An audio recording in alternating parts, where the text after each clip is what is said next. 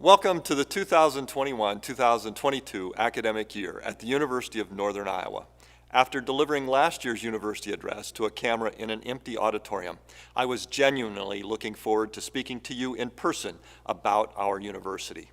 Unfortunately, that isn't possible. I'm recording this message on August 10th, and on August 12th, I will have back surgery. While the surgery is routine, the doctor made it clear that I wouldn't be able to coherently deliver an address 1 week post-op. It is a surgery that I had hoped to take care of last fall, but we all had many of our plans changed this past year. Speaking of last year, thank you, and wow. What you as faculty, staff, and students accomplished this past year, remaining largely in person with masks, social distancing, and sanitation procedures, has been nothing short of extraordinary. Many of us experienced tremendous loss and hardship as we and our families grappled with tremendous disruption, pain, and grief due to continued health emergency caused by COVID-19. To those of you who lost family members, colleagues, or friends this past year, we offer our sincere sympathies. To those who battled COVID-19 and other illness, we hope you are doing well and returned to good health. As we continue to face the challenges of the pandemic and other health-related issues that are part of our lives, we need to remember to continue showing one another compassion and grace, and to remember that we are a Panther family. Our ongoing care for one another through the difficulties posed by COVID-19 inspired so many, myself included. I was also inspired by the remarkable capacity we have demonstrated through our flexibility, creativity, teamwork, and empowerment to do big things. Out of care for our shared health and safety, we moved from 90% in person to 100% online instruction in the week COVID-19 was first declared a national emergency. As if navigating a global health emergency wasn't already a huge undertaking, our campus community underwent our regular review process by the Higher Learning Commission, gaining reaffirmation with no concerns or follow-up reporting requirements by our accreditor. Such a remarkable achievement takes an entire community working together every day to remain committed to quality in all that we do. Thank you to Scott Peters and Kristin Moser, the Accreditation Steering Committee, and the various committee members for pulling together all the information necessary to demonstrate our high level of quality to an external review team who is trained to evaluate our practices against a strict set of best practices on every aspect of university operation. It was a remarkable showing and outcome for our university. Congratulations to all of you. It should be no surprise that our campus finds itself in yet another remarkable undertaking, creating, empowering, and innovating a bold future vision that will guide our faculty, staff, and students into a future that is changing higher education and society rapidly. That future is one that not only benefits our students and the communities and industries we serve now, but also a future that will greatly shape generations of Panthers to come. As you can see from our agenda today, I will be sharing the stage with several people who are helping lay the foundation for our future through several key strategic priorities. We will begin by introducing new leaders to our campus and in our shared governance positions. Following these introductions of the leadership on our campus, present a little bit about some of the good news that's happened on our campus during this past year and a little bit that's upcoming. I give an update on our work to manage COVID on our campus this year through our Forward Together work, and talk a little bit about a new committee that will help our students re-engage with campus this year, especially our freshmen and sophomores, but also to engage our community with our campus. Jose Herrera, provost here on campus, will talk a little bit about his academic vision and some of the stuff we're doing with academic planning. I'll present a little bit about equity and inclusion work and where the results of our committee work from this past year. And then a team will talk about the next steps in strategic planning. You'll hear from the leaders actually engaged in that work. And finally, we'll close with a special presentation.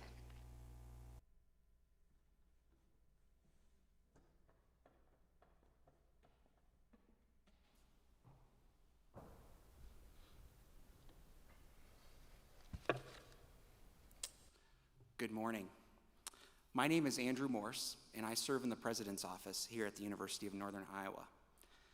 And before I talk about leadership transitions, I first want to take a moment to acknowledge President Nook, who, if he is following his doctor's, and most importantly, his wife Cheryl's advice, is resting comfortably at home while tuning into this address. President Nook wishes he could be here to welcome our new leaders personally, but asks that I do it as he recovers. Please know that Mark is here in spirit, thanking each of you for your leadership and service to our students, employees, and the communities we serve. Mark, we wish you a fast and full recovery, and thank you for taking care of yourself so that you can continue to be your best in guiding the university into a strong and vibrant future. This year, we have 4 leaders to welcome into new roles at the university. First, I would like to recognize Dr. Jose Herrera, UNI's Provost and Executive Vice President for Academic Affairs. Jose brings more than 30 years of experience in teaching, research, and administration to this important leadership role at the university, most recently serving as Provost and Vice President for Academic Affairs at Mercy College in Dobbs Ferry, New York. In addition, Herrera held educational and administrative leadership roles at Western New Mexico University and Truman State University, and was program director for the Division of Undergraduate Education at the National Science Foundation. Herrera possesses a PhD from Kansas State University and his master's and bachelor's degrees in biological sciences from Northern Illinois University. An extensive author and lecturer on varying environmental sciences themes, his experience also includes researching and advising on the challenges and opportunities of first-generation college students and minority-serving institutions. Next, I would like to welcome Dr. David Grady. Dr. Grady joined UNI on July 1st as Interim Vice President for Student Affairs. Most recently, Grady served as Senior Fellow at NASPA, Student Affairs Administrators in Higher Education. Dr. Grady has also served as Vice President for Student Affairs at the University of Alabama and spent 6 years as Associate Vice President and Dean of Students at the University of Iowa. Dr. Grady earned his Master's in Education from Harvard University and his Doctor of Philosophy in Higher Education Administration from the University of Texas at Austin. In addition to providing effective leadership for the Division of Student Affairs this year, Dr. Grady will be working closely with President Nook and the campus community to assess needs and opportunities in our search for the next Vice President for Student Affairs this year. Next, I would like to recognize Dr. Jen Waldron.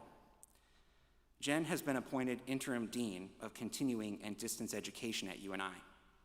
Jen joined UNI in 2003 as an assistant professor in the School of Health, Physical Education, and Leisure Services. Dr. Waldron earned tenure in 2009 and has provided strong leadership in a variety of roles for the university. In 2018, Jen was appointed Associate Vice President for Research and Innovation, and her service includes chairing UNI's Institutional Review Board and co-chairing UNI's signature academic positioning initiative that has now entered its second phase this year. Dr. Waldron holds a Bachelor of Arts with honors from the University of St. Thomas in St. Paul, Minnesota, a Master of Science in Developmental Kinesiology from Bowling Green State University in Ohio, and a Doctor of Philosophy in Kinesiology from Michigan State University. Dr. Waldron is filling this appointment upon the retirement of Dean Kent Johnson this past Monday, July 16th. More about him in a moment. Next, I would like to recognize Chiquita Lovelace. Chiquita has been appointed Interim Director of Diversity, Inclusion, and Social Justice at UNI. Beginning in this role late this past spring, Chiquita takes over this important role for the university upon the departure of Jamie Chidozie, who transitioned into a Chief Diversity Officer role at a STEM academy in North Carolina earlier this year. Prior to serving as interim director, Chiquita was Associate Director for Military and Veteran Student Services and Retention Initiatives at UNI. Chiquita arrived at UNI in 2018, previously serving in a variety of corporate and military leadership roles, including serving our country as a communications officer in the United States Navy. Chiquita holds a Bachelor of Business Administration degree from Georgia Gwinnett College and a Master of Business Administration degree from St. Leo University. Chiquita will be providing strong leadership for the department and the university as we unfold a national search for the position later this year. Earlier, I mentioned the retirement of Dr. Kent Johnson as UNI's Dean for Continuing Education. I want to take a moment to recognize the tremendous leadership and service Dr. Johnson provided to the university and to the Division of Continuing Education at UNI. Throughout his more than 28 years of service to the university, Kent stewarded continuing and distance education through a period of profound growth and change, moving from primarily guided independent study and extension courses to statewide delivery through the Iowa Communications Network to the current set of rapidly changing technology tools that support online course and program delivery. Dr. Johnson has championed high standards for online instruction, including support for Quality Matters as a framework for best practices, as well as the provision of exemplary support services for adult learners and the use of innovative approaches to recruit. During Dr. Johnson's tenure, enrollment in online and distance education courses increased by 36% from 2011 to 2020, and the number of distance education programs increased by 67% during that same time frame. Students in all of Iowa's 99 counties have enrolled in online and distance education courses for 5 consecutive years, a strong testament to the university's efforts to increase access to educational opportunities to the state's citizens. In addition, more than 3,000 students are served each semester through online and distance education offerings. And in addition to his continuing and distance education leadership, Kent was the model institutional citizen, stepping up to lead campus-wide initiatives, most recently co-chairing the Federal Compliance Steering Committee of our recent successful HLC reaffirmation effort. Kent, congratulations on a successful career. We wish you all the best in your retirement, and I certainly hope you're not paying attention right now. Please join me in thanking all of these leaders for the service they will give and the service they have given to our university and broader community with a round of applause.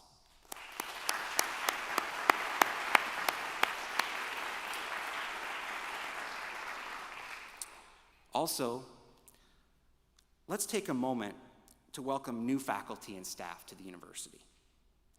Thanks to each of you for being part of this campus community. The work we do here is special. It's personal. And we thrive off of genuine relationships with our colleagues and our students. We are eager to get to know you and to be your network of support as you do your best work to deliver mission excellence for UNI. For those new employees attending here in the Gallagher Blue Dorn, will you please stand so your colleagues can welcome you with a round of applause? And I'm sorry I can't see very well, but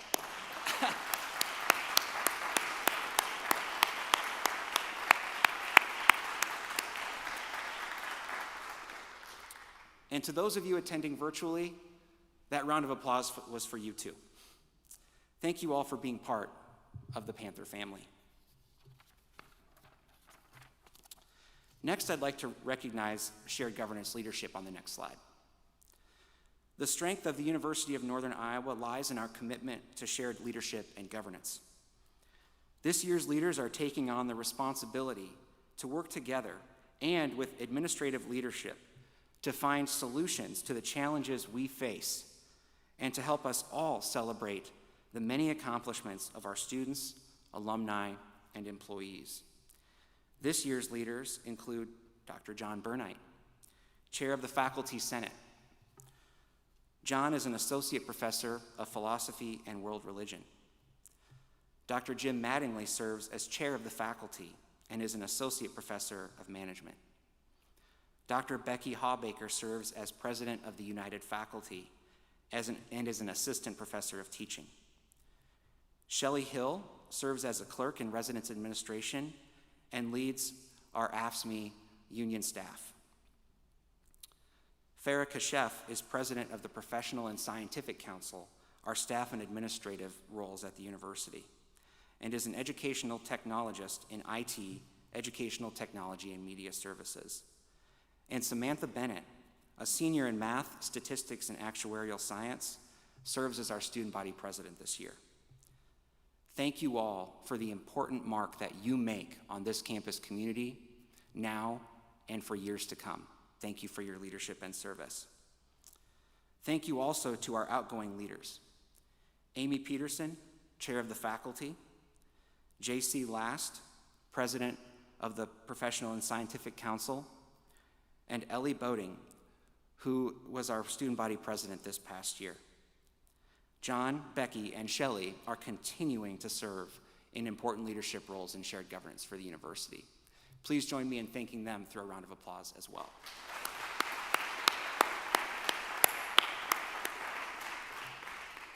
It's now my pleasure to turn it over to President Nook again to share some good news. There's so many good news items that we have coming from the University of Northern Iowa.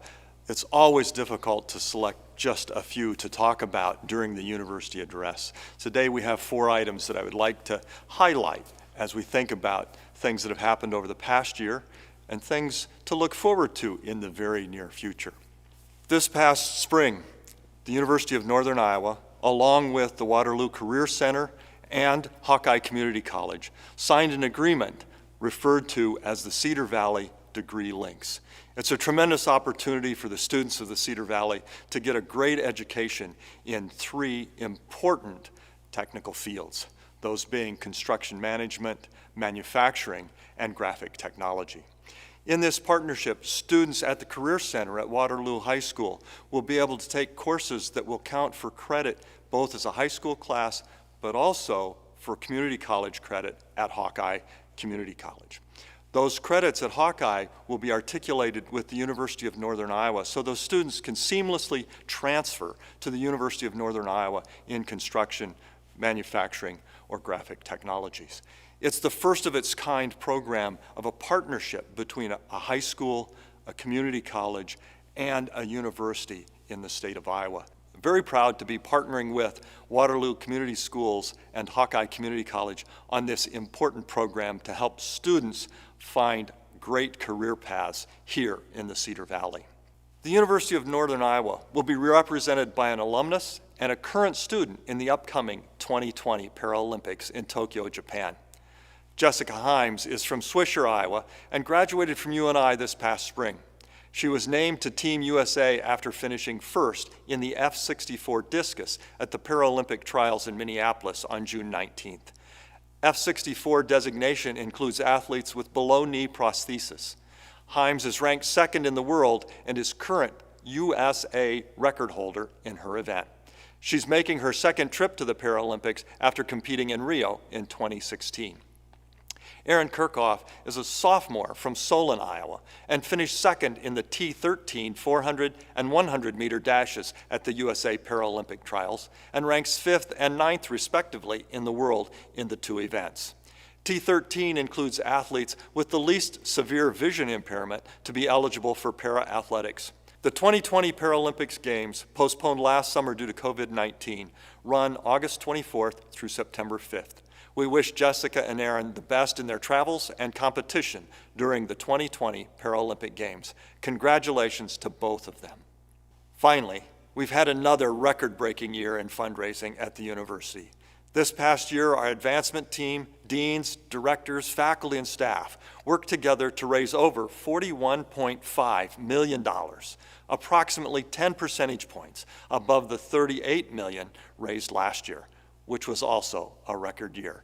Congratulations to everyone involved in this important effort.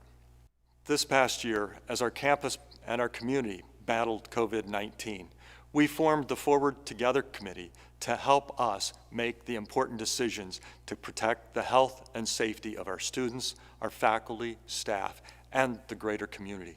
The Forward Together Committee will continue to meet this year and meet with those liaisons that we have set up to help support that committee and to distribute information out to the community as well.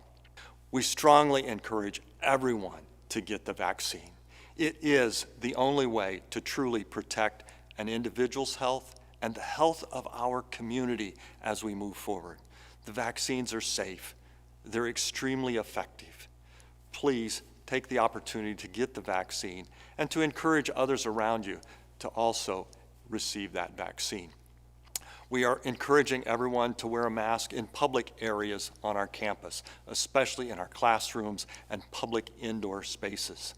The pandemic has impacted the lives of our students in ways that we must address in order to help them reach their educational, professional, and personal life goals. But it's also important to recognize that more than a year of social distancing, stay-at-home orders, limited seating at events, and greatly reduced community engagement opportunities have impacted the life of the university and the community as well. Consequently, we are working to showcase what it means to be a Panther to our new and returning students whose experiences were impacted by a global health emergency, and to our community. As we think about achieving these two goals, we also recognized that opportunity to grow in how we meet the educational, professional, and personal life goals of our students, and to be an even stronger position to support the needs of our community.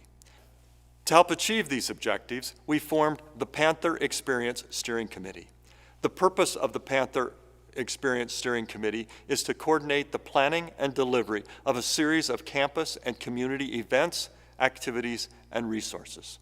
The steering committee is developing a year-long effort during the 21-22 academic year to help new and returning students transition to in-person campus and community life at the university and throughout the Cedar Valley.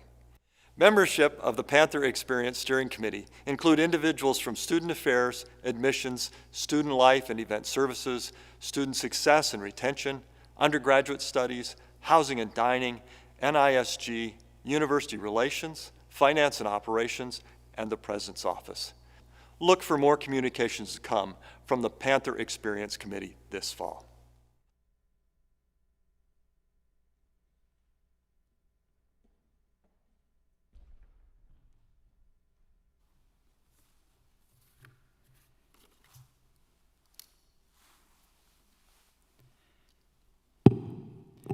Thank you, President Nook, and thank you for that warm introduction, Andrew. I think that was wonderful to hear.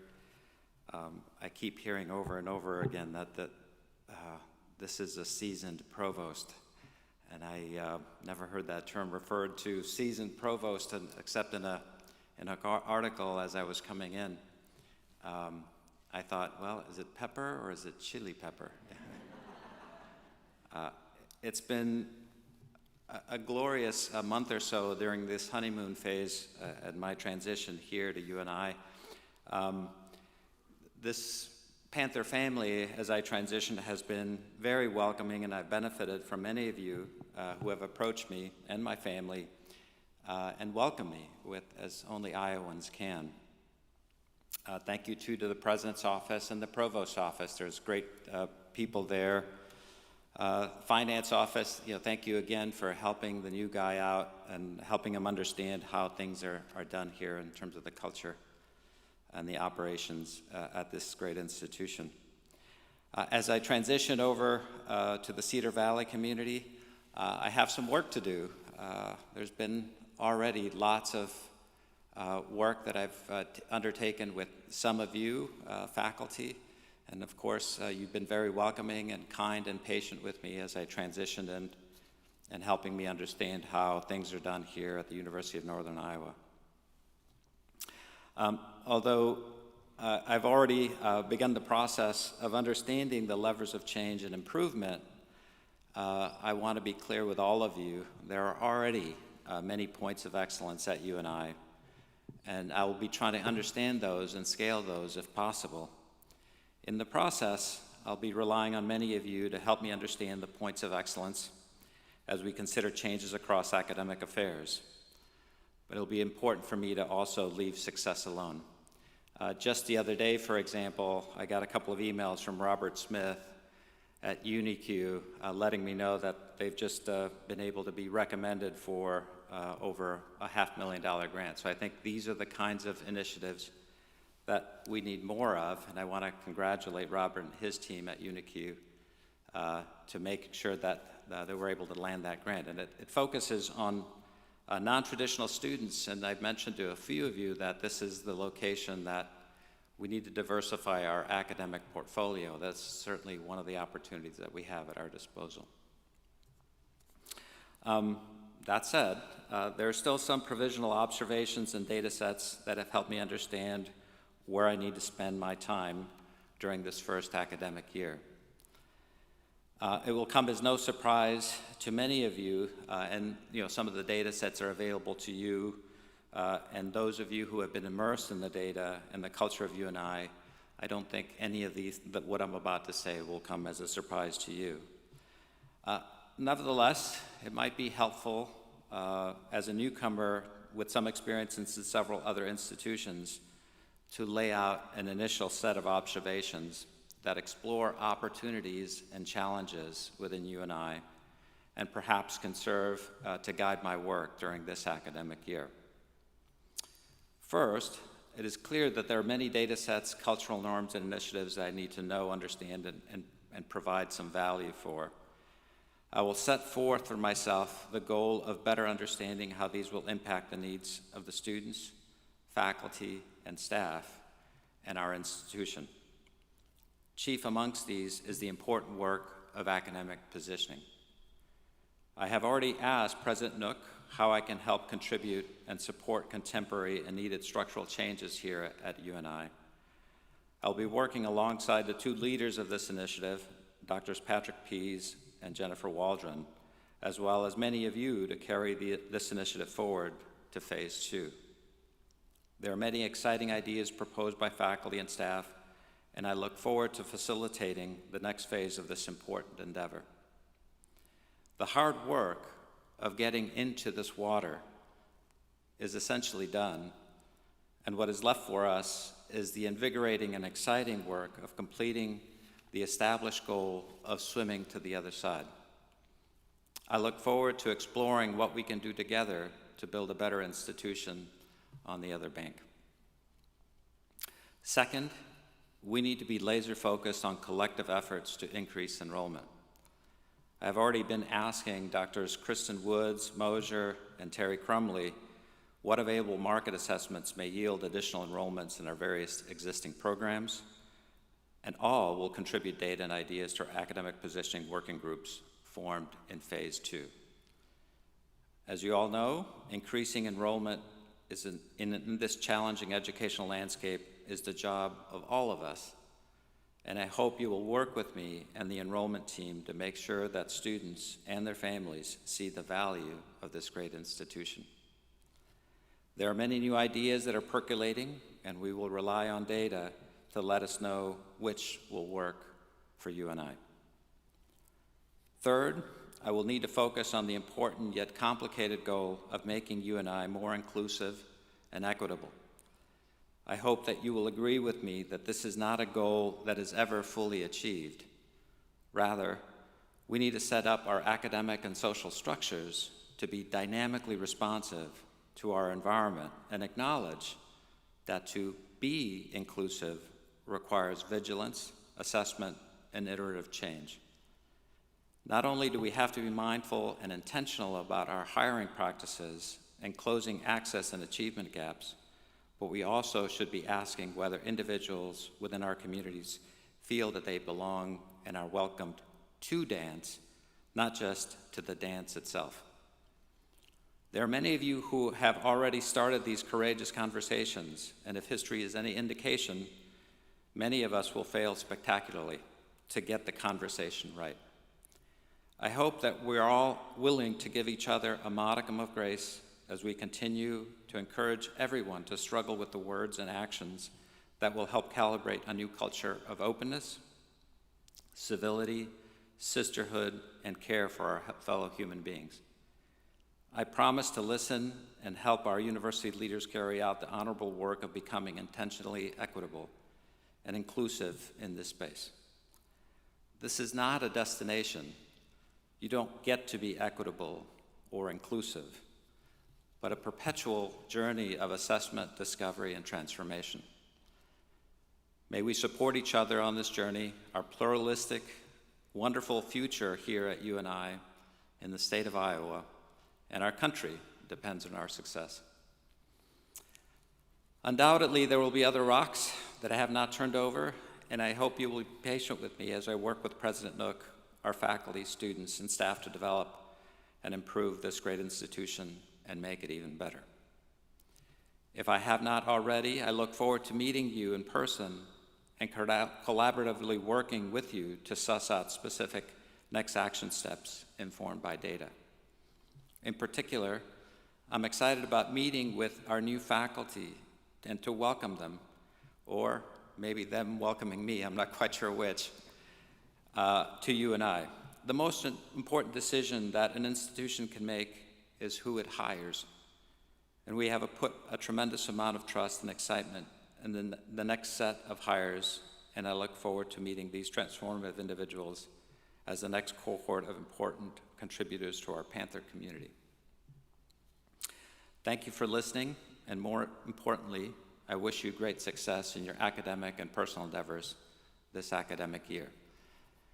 I'll now turn it over to President Nook, and Mark, if you're listening, hurry back. Thank you.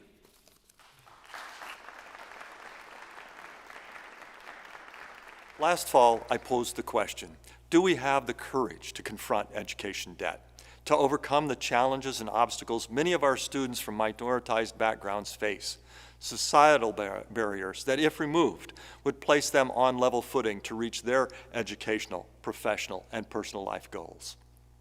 We know that every one of our students and employees can be successful. It's our job as educators and leaders to create the living, learning, and working environment that empowers them to be successful.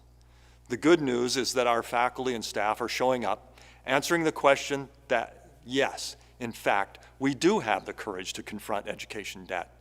This work and our courage will remain a priority this year and for years to come. Several examples of how the university faculty, staff, and students are doing the work to dismantle barriers to our success include: we continue to work on our campus for the purpose of elevating UNI as a destination employer for all people through an intentional and strategic focus on equity, transformative social justice, inclusion, and advocacy. Bias review in academic affairs. Academic Affairs trained faculty to identify bias in policies and is facilitating a review of academic policies to strengthen the focus on diversity, equity, and inclusion as we do our work. The formation of a Council for Inclusion, Transformative Social Justice, and Advocacy. An independent council advisory directly to the President that has conducted a deep dive into UNI's structures, policies, and practices. The CITSJA has produced an annual report with recommendations for short and long-term action to guide UNI in creating systemic social change. We have been closely reviewing and studying the recommendations and will be consulting with the committee, shared governance leaders, and key university stakeholders on immediate action steps we can accomplish this year, as well as to map out attainable goals in the short and long terms. 12 action items that accompanied formation of the Council for Inclusion, Transformative Social Justice, and Advocacy included further education on reporting structures and a host of equity-minded resources, such as financial aid for low-income first-generation students. The university is also engaged in diversity trainings. The university sponsored professional development for administration, faculty, and staff, including listening sessions as well. Our academic positioning work embedded innovations, including how we support minoritized communities in our courses and programs in ways that meet the needs of our students and prepare them for lives of purpose and impact. Our future visioning work is ensuring we remain focused on DEI in laying the foundation for our future and doing the work to achieve that future. In strategic planning, we're continuing our efforts on creating institutional goals, strategies, and metrics to achieve diversity, equity, and inclusion. In the community, we continue to work in our community to help grow the Cedar Valley as a destination for our families to live a rich quality of life and find authentic relationships educational and workforce opportunities, and quality health care. We're partnering with the Meskwaki people to create a land stewardship statement, but also working with them to enhance scholarship opportunities and the teaching of the Meskwaki language at their settlement. The UniQ TRIO program engages 3,000 clients a year, providing access to comprehensive support for educational and employment equity. The Center for Educational Transformation partners with local agencies for the purpose of addressing inequalities, inequities, poverty, and growing opportunity for marginalized communities. We are also outreaching to the Waterloo and county governments. Our staff involvement in growing the Cedar Valley's efforts to improve climate for racial ethnic minorities. At the state level, we're advocating for affordable, high-quality, and inclusive educational and employment opportunities.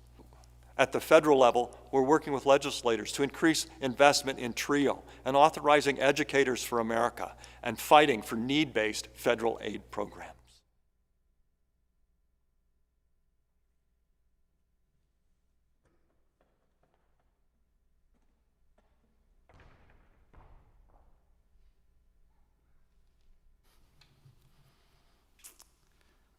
Thank you, and at this point we're transitioning to the future visioning and strategic planning of our address. 3 years ago, a team of our faculty, staff, students, and a community representative facilitated a campus-wide effort to understand 3 important questions. First, what are the major drivers of change to higher education and to society that will shape our work for the next half century? Second, how can we as an institution prepare the actions today that will assure we are in a strong position to confront the headwinds facing higher education while ensuring our role as pursuers of truth and creators of change? And third, what drives our work from one generation to the next? A driving force known as our why that serves as the North Star as we evolve to deliver our mission. What this future visioning work group has produced, a group that is led by Randy Pilkington of Business and Community Services and Drew Conrad of the Institute for Decision Making. What they've produced is a framework for the future of strategic planning, and it's driven by our why, our core defining purpose that passes from one generation to the other. Our why at the University of Northern Iowa is to enrich communities, lives, and the world through our students, faculty, staff, and alumni. In thinking about our why and the many challenges and opportunities we face, our campus created in its future vision some core what statements. We create. Through the ethical application of knowledge by our faculty and staff, we help students discover their purpose, their vocational interests, and their goals for their life in their work, their homes, and their communities. We also help communities and industries solve problems ethically and responsibly. We empower. One of the driving factors of our brand initiative, led by Cassie Mathis and the University Relations Department, is that our students achieve beyond what they thought their potential was. We empower our students to be successful. We empower communities and industries to solve the problems at hand. And we do this through innovation. We identify, we create, we help to operationalize the new adaptations, the new opportunities of our time, and create the future. These are the what we do in living our purpose. And in creating our future vision, we used our purpose to identify how we will lay the foundation for our future in the midst of long-standing and profound change to higher education and to society more broadly. That helped us envision 6 how statements on the next slide. These 6 guiding themes are setting the framework for the next strategic planning period, and they broadly summarize the major challenges, opportunities, and needs of our students, our communities, and our industries we serve. High quality and relevant education. These are what these 6 statements are also how we envision UNI will be looking like in 2051. High quality and relevant education, that we continue to have the pulse of the needs of those we serve and create curriculum, programs, and support services that ensure we balance our access mission and our commitment to quality. Related to that is access and support for all. We know that as a comprehensive university, access is critical to the work that we do. We also know that 40% of Iowa students, just thinking about the resident population we serve, coming out of high school are free and reduced lunch eligible. We have an opportunity to consider how we're serving students who have income needs and making sure that their access to education is equitable and able to meet them where they're at. Real-world engagement. One of the signature things that we do now and the campus community thought is really critical to the future of the university is the personalized, industry-relevant educational experiences that we provide in the classroom through research and personalized engagement with faculty, but also what the co-curricular experience looks like through internships, other opportunities for learning engagement with real practitioners in the industries that we serve. We also saw an important ethical and moral task to ensure that we are living diversity, equity, and inclusion. And I really appreciate Provost Herrera's characterization that this is a journey and an iterative process. We also see tremendous disruption and tremendous opportunity through digital and educational innovation. Dr. Kent Johnson just retired after laying an important foundation as we use technology to reach learners historically not always a part of the educational pipeline. We're doing that work, as President Nook highlighted earlier in this presentation, now through degree links with Waterloo and Hawkeye. We're also doing that work right now with UNI at DMAC. We're considering what more we might be able to do to meet our students where they're at now and into the future, and thinking how we might be able to use technology to further enhance our operational and organizational effectiveness.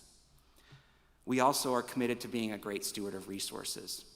We see 2051 as an opportunity to further capture how we are using technology to enhance our environmental stewardship, to make better use of the spaces, and to make way for additional interdisciplinarities, additional partnerships, additional synergies in the very spaces that we have on campus and the new digital spaces we're creating for ourselves and our communities. So these 6 are really setting the stage for our next strategic planning process so that we can take the necessary actions today that will continue ensuring we thrive long into our future as an institution that creates a positive and lasting impact on society through the lives of our students, faculty, staff, and alumni. It is now my pleasure to introduce the co-chairs of our 2023 to 2028 Strategic Planning Committee, Dr. Nikki Scar and Drew Conrad. Drew and Nikki.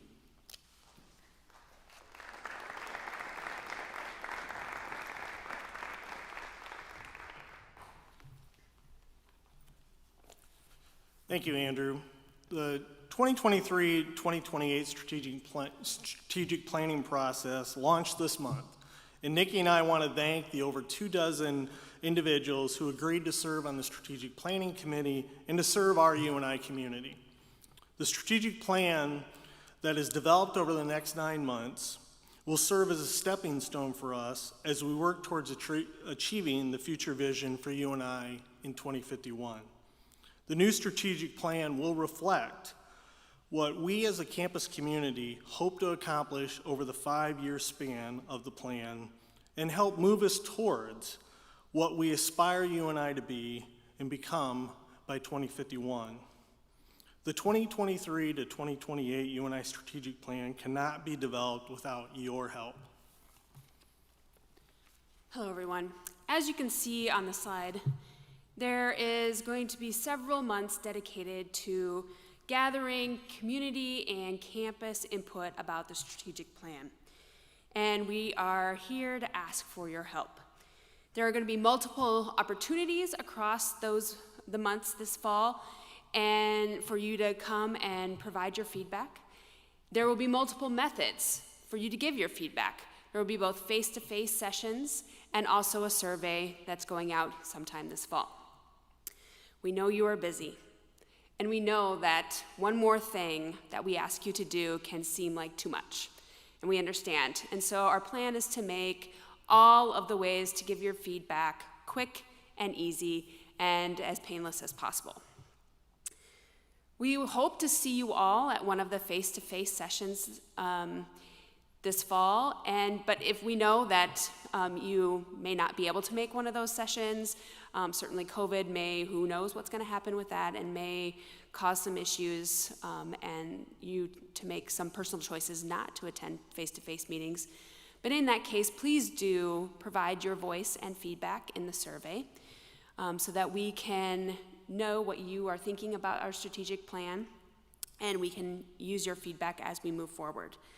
This is your strategic plan, and it can only be yours if you participate and help us on this process. Thank you.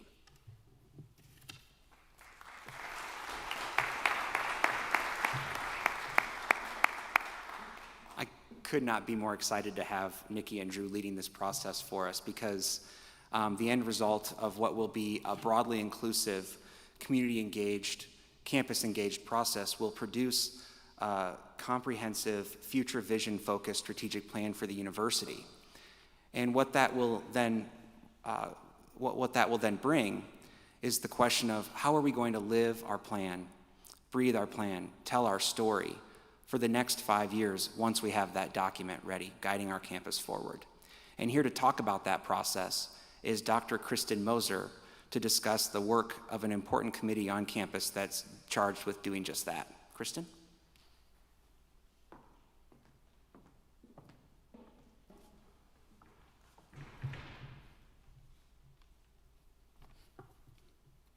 Good morning, everyone, and thank you, Andrew, for that introduction. I have the privilege, along with Andrew, to co-chair the University Strategic Plan Coordinating Committee, otherwise known as the USPCC. We like acronyms here, right? So the USPCC was created to make the strategic plan a living document, as Andrew mentioned, encouraging self-evaluation and integrated continuous improvement across all levels of the institution, and to really create a seamless transition from one strategic plan to the next. As you know, many of the challenges and opportunities we face at UNI are not able to be solved within a 5-year planning cycle. This new structure will help us be more adaptive and innovative in this ever-changing higher education landscape where we live and do our work. The USPCC began its work this past spring semester and has been meeting regularly throughout the course of the summer. The focus of this phase of our work up to this point has included an extensive landscape analysis of strategic plans across campus. This included the gathering of evidence currently collected to support the university's future vision, which we talked about earlier.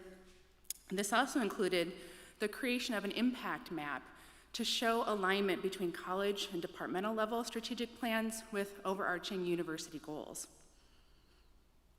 The USPCC also formed 3 working groups: communication and outreach, education, and data and metrics, to further the work of the committee.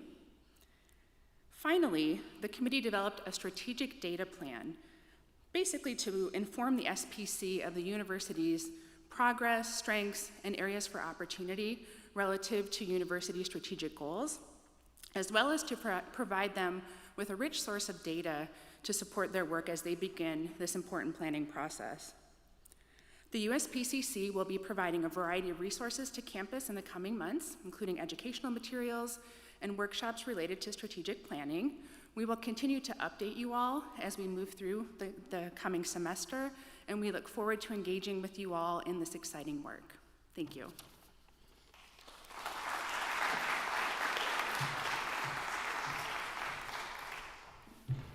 Now it's my pleasure to introduce Dr. Jose Herrera back to the stage to talk about a special presentation.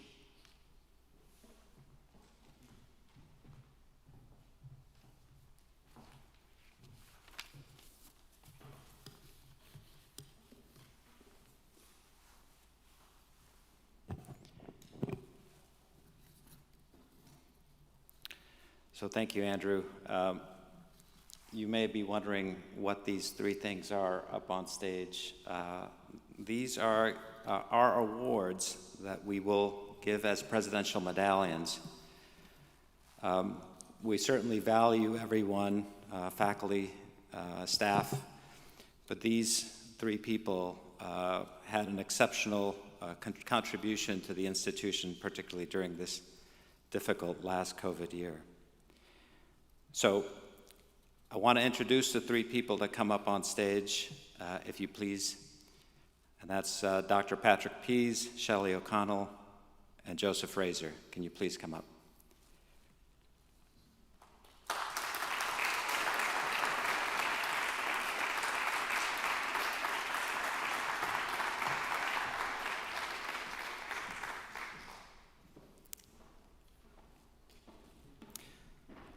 I'll start with Patrick. Patrick provided a broad leadership within academic affairs to assist faculty in the transition from in-person to online instruction, but he was also coordinated with facilities management to reconfigure every classroom on campus to provide 6 feet of social distance as a Herculean effort, and this effectively removed many of the touch points during the height of the pandemic. He also provided regular campus-wide communications to ensure our students, faculty, and staff had essential information to ensure the health and safety of our community. For those reasons and more, thank you, Patrick, for all of the work.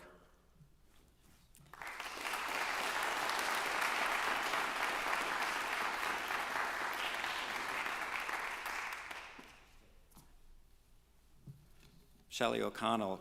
Shelley successfully arranged for you and I to acquire sufficient rapid response tests from the state of Iowa, and the only college or university in Iowa to do so.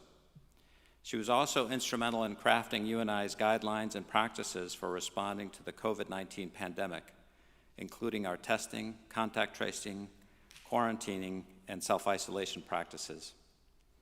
She also successfully facilitated the ongoing presence of vaccination clinics on campus, which began this past spring, playing an essential part in helping our community develop herd immunity through vaccination. Congratulations, Shelley.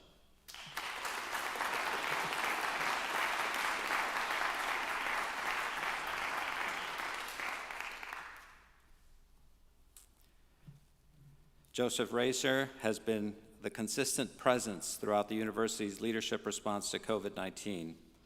He has worked with the Forward Together committee through leadership transitions and provided steady, effective guidance from day one. In partnership with a broad cross-section of our students, faculty, and staff population, as well as the Forward Together committee, he led the strategic assessment of key areas of risk relative to COVID and created an effective university-wide strategy that helped prevent community spread at UNI. Joseph also provided strategic leadership on the collection, use, and reporting of data, as well as coordinating with shared governance leadership to hear and respond to the needs and challenges as we all work to promote our shared health and safety. Congratulations, Joseph.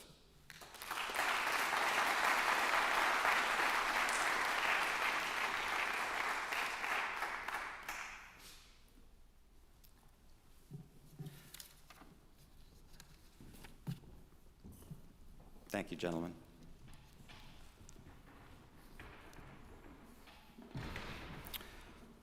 So I think I'm being asked to wrap this up and give final words.